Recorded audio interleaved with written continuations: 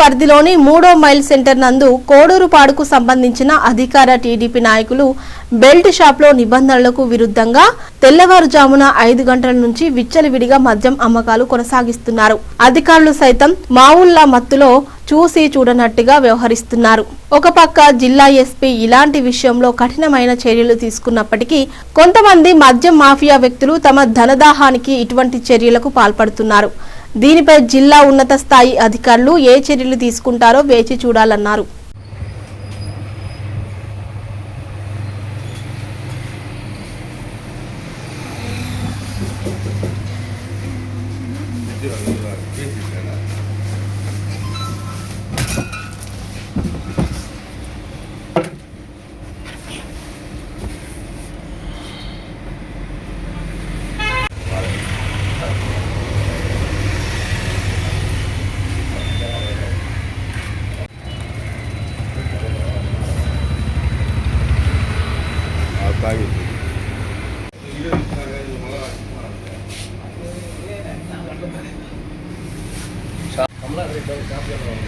Shop Kamala Reddy వాళ్ళ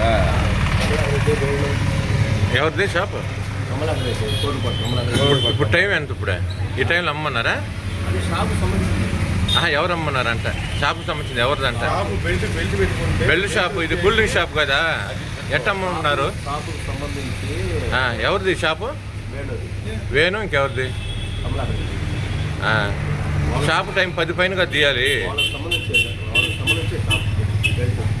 తెల్లవారుజాము నుంచి అమ్మకాలా? ఉదయం 5 నుంచి